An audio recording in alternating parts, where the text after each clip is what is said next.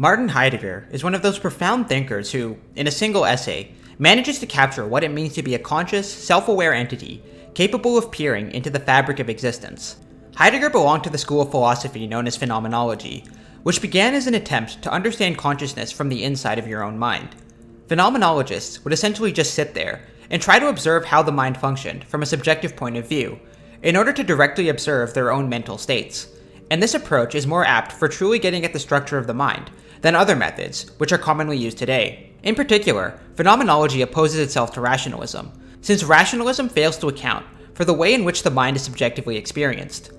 In his essay titled What is Metaphysics?, Heidegger causes us to radically shift our understanding of consciousness and how the human mind is able to apprehend things in the outer world, including ourselves. I thought that instead of explaining why Martin Heidegger was such a deep philosopher, we will instead analyze this essay, through which many of his profound ideas about the nature of reality will be revealed. Before we begin, however, we will need to define some terms. Heidegger created new words in order to distinguish what he meant and to illuminate ideas which we don't ordinarily contemplate. Beings. Heidegger uses the word being a lot, and he means it both as a noun and as a verb. Beings as nouns are essentially anything that exists.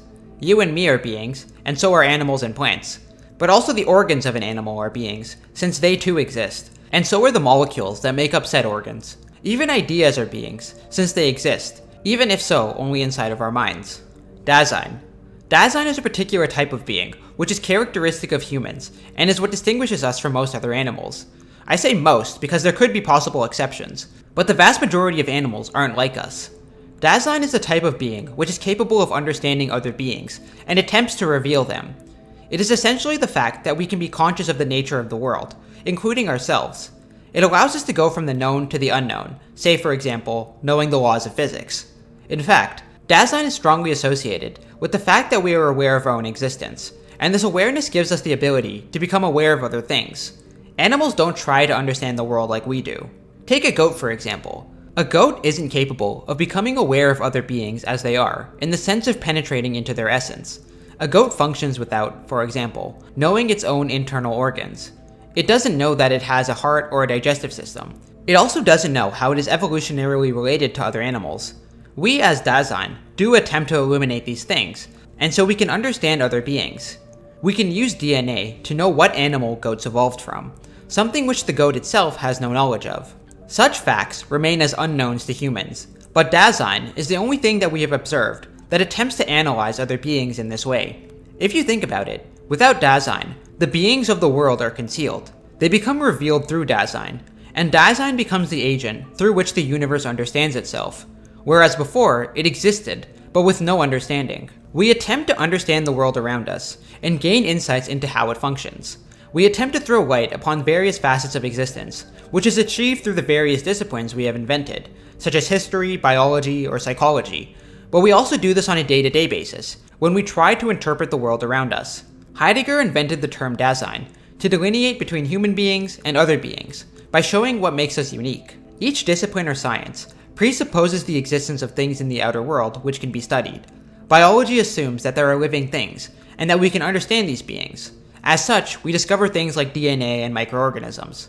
Such facts, before we engaged in biology, were in the dark, and become illuminated through the act of biology. Therefore, the human mind, as Dazine, is an important agent in understanding other beings. Through such activities, Heidegger claims that what occurs is the eruption of one being, that of human beings, onto other beings. We are becoming conscious of other beings, whether through economics, which attempts to track the movement of wealth, astronomy, which studies astronomical objects, or chemistry, which studies chemical substances, and we are allowing our minds to understand them as beings. In this pursuit, nothing less transpires than the eruption by one being, called man, into the whole of beings, indeed in such a way that in and through this eruption, beings break open, and show what they are and how they are. The eruption that breaks open in its way helps beings above all to themselves. The way in which scientists orient themselves is based on what they are studying, but notice that all such sciences are based on what we believe to be actual beings, and nothing besides. This is where we need to define another term, in German das Nichts, in English literally the nothing. Science is always attempting to understand beings, but has so far neglected nothing. Logically this makes sense, because how can you study nothing? To study nothing would be to treat it as though it were something. In fact, we can go further and say that nothing doesn't even exist. Even the vacuum of space is technically something. But Heidegger claims that if we can find a way to properly analyze the nothing, we will reach deeply into the fundamental structure of Dazine and science. To try and pin down what the nothing actually is, we can posit that nothing is the exact opposite of all beings, i.e., the negation of being as a whole, the negation of everything that exists. But what is negation? We negate things all of the time. Say if we have a theory and negate it in place of another theory. For example, we posit the theory that light is solely a wave, but then negate this conception in favor of the idea that light also has particle-like properties. If we imagine that we negated everything in this way, we would be left with nothing. So if the nothing is the total negation of all beings, this raises a question. Is negation what gives us the nothing, or does the nothing already exist and it is responsible for negation? The first one seems to make more sense, because again, how can nothing actually exist? It just seems like a concept in our minds that has no existence. According to Heidegger, the nothing is ontologically primary. Nothing comes first, and in fact, the nothing is what allows us to negate beings in the first place. This is a pretty radical idea, but if we stick with it, we will be led towards an extremely profound analysis of existence. Nothing is the absence of all beings, but what is its opposite? Is it all beings, or rather is it the understanding of all beings? The human mind is a finite mind, and so it can't comprehend the whole of being. It would be like understanding every discipline in science, while also understanding every single person who has ever existed, and everything that has ever happened in a historical sense. It would be knowing the chemical composition of every single planet in the universe, and even beyond this. The human mind can't really comprehend nothing, but it also can't comprehend its exact opposite. We can engage in attempting to understand other beings, but the whole of being itself is simply beyond the comprehension of any single person. Just as the nothing is a concept we only understand indirectly, we can only do the same with its opposite. We understand the concept of understanding everything, but we don't understand everything itself. There is a distinction between finding oneself in the midst of beings and comprehending the whole of being. Likewise, there is a difference between being presented with a thing and understanding it. You may witness two magnets attracting at a distance, but it is another thing entirely to understand the underlying physics. Again, this underlying physics remains in the dark until, through science, we can illuminate the physical mechanisms. Another point which we need to consider is that the state of a particular Dazine changes how other beings are perceived. Depending on our orientation, different aspects of a thing may stand out. We may view a historical uprising as terrorism, or as a fight for freedom, depending on who is doing the analysis and to what end. Both the nothing and the totality of beings are incomprehensible to the intellect, but Heidegger believes that there is a particular emotional experience through which the nothing is revealed. This emotion is anxiety. Anxiety is distinguished from fear because fear is due to something. We feel afraid when we look down over a balcony because we fear heights. Anxiety, on the other hand, is not caused by anything in particular. Its source is indeterminate. Heidegger associates anxiety with Unheimlichkeit, the notion of uncanniness in the face of the unknown. In anxiety, we feel uncertain because of the unknown, what remains unconscious and beyond our intellect. The sensation of anxiety reveals that the nothing is actually in union with beings as a whole. It is the state of beings before we have had a chance to understand them. This is hard to wrap our minds around, but think about it like this. What is the universe before Dazine, i.e., before the conscious discrimination of which the human intellect is capable? It can be described as beings as a whole, but beings only really stand out as beings through Dazine. Heidegger makes it clear that the human intellect is a vital part of this equation, since we as humans are doing philosophy, and philosophy can't proceed without humans to do the philosophizing. In a similar way, beings kind of don't really exist unless there are Dazines, which can apprehend them as beings. Until our consciousness illuminates these beings, they exist in the dark, almost like they are nothing at all. This nothing, which exists in the outer world, becomes something when we try to understand it. Therefore, the reason we can't encounter nothing is because by encountering whatever it is, we have turned it into something. We have turned it into a being. So let's take this example. If you have not recently had a blood test, you won't currently know the levels of sugars and other important molecules in your blood. This belongs to the realm of the unknown, and so long as it remains here, it is almost like nothing.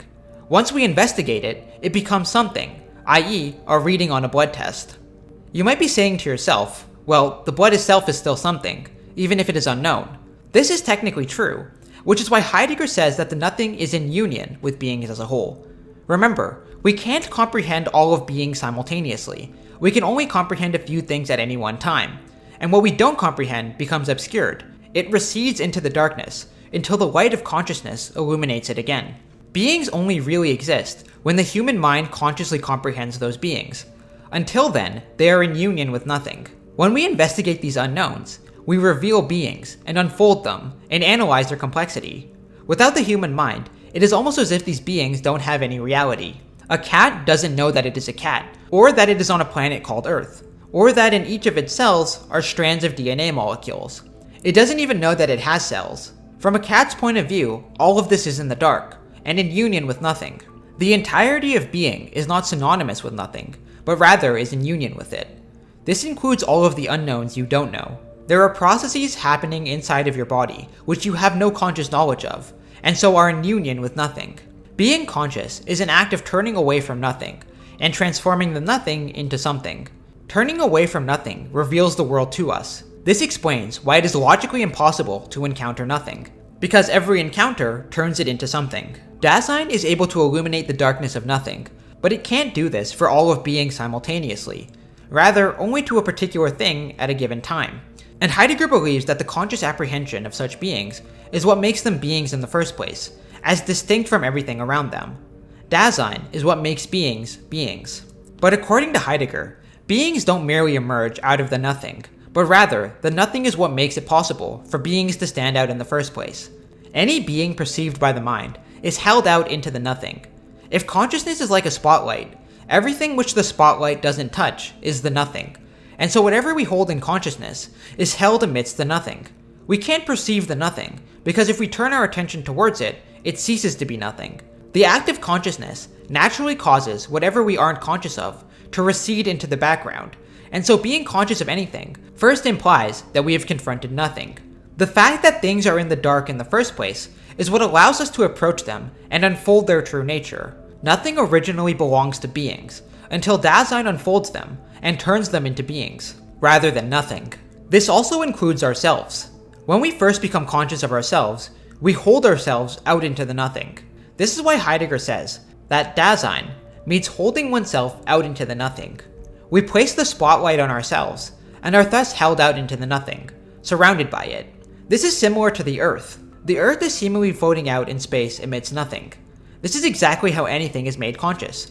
It is made conscious by setting it amidst nothing, because the alternative, being conscious of everything, is impossible for a finite being. But this isn't the only reason why the nothing is fundamental for Dazine. This is because, according to Heidegger, the nothing itself is capable of annihilation. Remember, we first understood the nothing as the negation of all beings. But what happens when we negate nothing itself? To negate nothing itself produces something, and so the first feelings of knowing a thing come from anxiety, which occurs when nothing crowds in around us. When we negate this nothing, it produces something, usually at first Dazine, i.e. consciousness of oneself. The essential fact of Dazine is predicated upon our minds being in a state of nothing, and when this nothing becomes negated, do we realize that we exist, and so can experience the world as Dazine. We go further in negating other objects of the world, which at first present themselves as nothing, and so if we negate the unknown, we reach the known. The negation is like deleting. When we delete nothing, the world appears to us as something. We go on making further negations when we become conscious of other things. We can also negate beings themselves in order to transform them, which is necessary in science. If in archaeology, the prevailing idea is that the oldest civilization is Egypt, and then new evidence comes to light which suggests that China is older, we need to negate this previous idea, causing it to fade into the background so that a new conception can come forward and stand as the way we relate to this being. The being in question is the earliest civilization, and to negate the old idea is to turn it into nothing, allowing a different something to come forth. Have you ever heard of the luminiferous ether? Probably not, because this was a theory about how light functioned, which experiments showed could not be true. This idea, when it was first posited, comes to the forefront, but when we find out that it's wrong, we negate it so that a different concept can come forth. Negating this idea is pushing it into the background, into obscurity, into nothing. It is well known that the universe is expanding, but what this really means is that the empty space between different parts of the universe is growing. This is very similar to how Heidegger conceptualizes the nothing. The nothing has a repulsive capacity. It pushes things into the unknown and into obscurity, just as the empty space between galaxies causes them to move apart, where they eventually can no longer detect one another, and so in a sense, no longer exist for each other. The nothing itself annihilates. It is a repulsion against certain things which conceals them, and it is this act of concealment which allows something to be brought anew. Take a look at this cube. You could see it in two different ways, but you need to annihilate whatever way you currently see it in order to see it in the other way. This annihilation is a repulsive act which pushes the original idea into the background.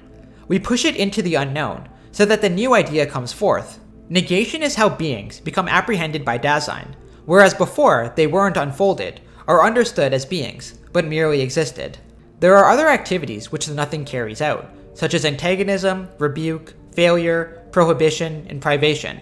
Each of these are possibilities for annihilative behavior. The nothing manifests in such behavior, and therefore the nothing is ontologically primary. It exists first, and is a condition for Dazine's existence in the first place.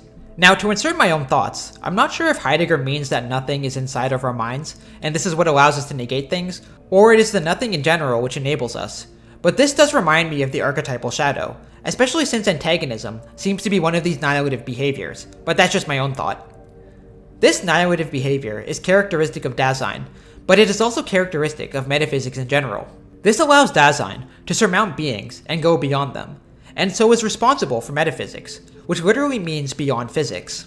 Dazine and awareness do go beyond the physical world, since they allow our minds to understand the world, whereas before, the world just went on functioning, with no minds to truly grasp these things, and attempt to penetrate into what they truly were.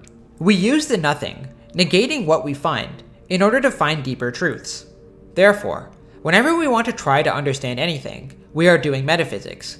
We often think of metaphysics as an obscure area of philosophy, which has nothing to do with reality. But in fact, metaphysics is at the root of all sciences. Science itself, which primarily concerns itself with beings, cannot proceed unless it holds itself out into the nothing. The fact that science does not seem to concern itself with nothing means that it has failed to understand what makes it science, and what makes it possible at all. All humans, just by the virtue of Dazine, are engaged in metaphysics, which means using the nothing to negate and transform beings in order to make them stand out as beings. Beings exist out there, but they aren't understood as beings. To be illuminated in this way means that they have become apprehended by the human mind, which is when they truly stand out as beings, and things in the outer world. Imagine what the world would be if there were no Dazines to penetrate into the world. Imagining this is itself a form of metaphysics, which transforms it into a being. But this is not possible without Dazine in the first place. Therefore, we can't conceptualize what the world was like before Dazine, because Dazine itself is the only thing that can conceptualize it, and this turns it into a being, which again only exists in our minds. This is why it is impossible to ask metaphysical questions without the questioner also being a part of the question. Dazine is transcendent. It transcends the physical world, and so is able to apprehend other beings, which occurs when we negate nothing. From the nothing, all beings as beings come to be. Only because the nothing is manifest can science make beings themselves objects of investigation. Only if science exists on the base of metaphysics can it advance further in its essential task, which is not to amass and classify bits of knowledge, but to disclose in ever-renewed fashion the entire region of truth in nature and history. Only because the nothing is manifest in the ground of Dazine can the total strangeness of beings overwhelm us. Only when the strangeness of beings oppresses us does it arouse and evoke wonder.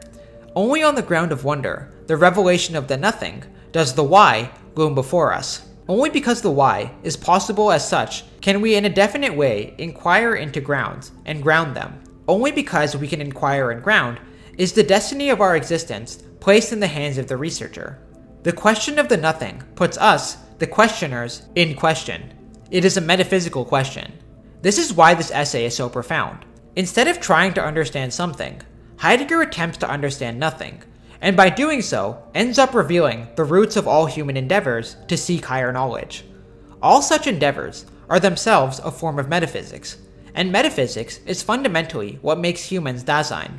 Furthermore, all of this is made possible through the nothing.